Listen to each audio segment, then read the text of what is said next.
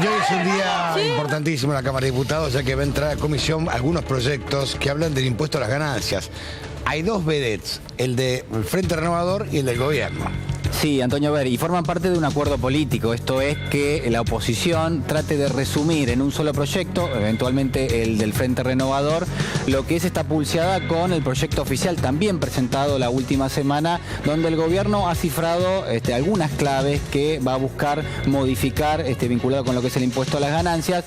Pero a ver, quienes están participando ya de esta discusión lo que anticipan es que, bueno, que va a surgir de los dos proyectos estos que vos mencionás y que están en danza, bueno, un solo proyecto, un solo dictamen, y que con ese dictamen se va a ir al recinto. El objetivo del gobierno es lograr para el día 6 de diciembre que esto tenga media sanción en la Cámara de Diputados y posteriormente pase al Senado para que sea aprobado también allí.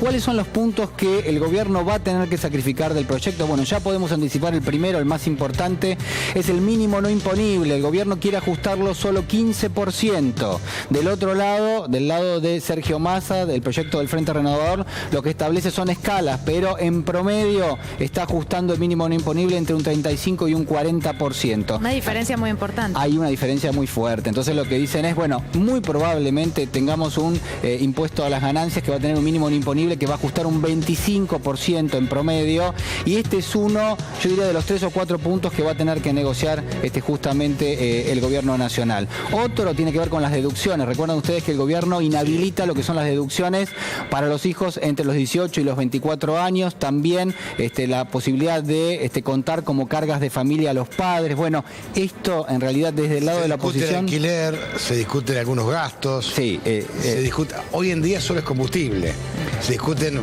lo más rápido para hacer, sí. Se discuten varios gastos más que hace una familia tipo, que hoy no están incluidas en las deducciones. Claro, el caso del alquiler es, yo diría, el más importante porque afecta a más de 6 millones de personas en la Argentina, porque alguien que va a pagar impuesto a las ganancias, la verdad que tiene que separar una parte de eso para pagar eventualmente lo que es un alquiler mensual, y por eso uno entiende el impacto que tiene en la economía doméstica. Bueno, algunos legisladores lo van a plantear, no está originalmente previsto en lo que son los proyectos, pero... En ninguno de los dos. En ninguno de los dos, ¿no? Sí, que ahora no empieza a decir, no, el alquiler y el alquiler, no.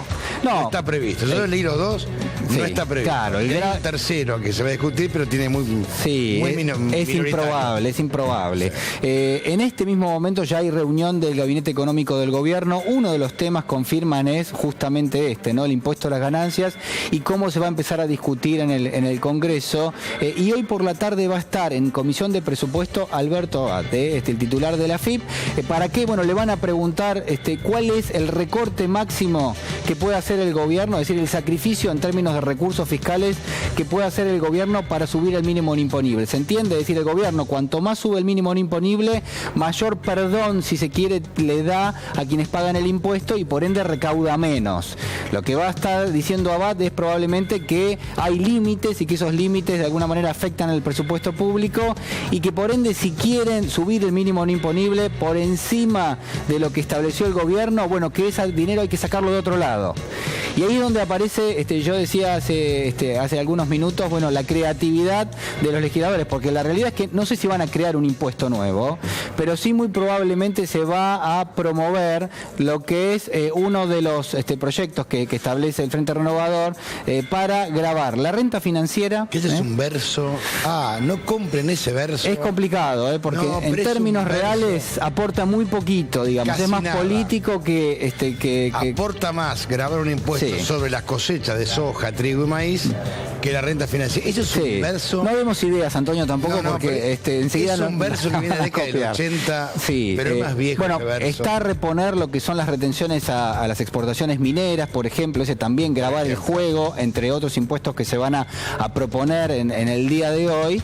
Y en el caso determinadas exportaciones también están buscando. ¿Por qué decimos? Porque a veces en las redes sociales preguntan, bueno, pero ¿por qué no grabar la renta financiera?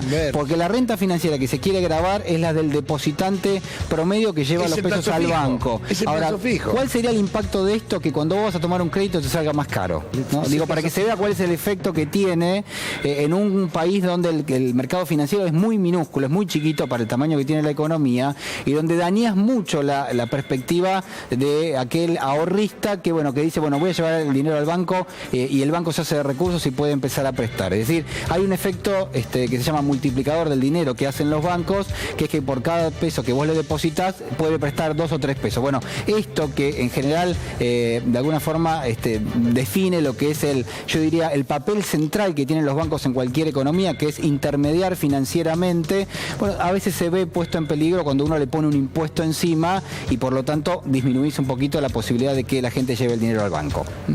Bien, Julián, muchas gracias.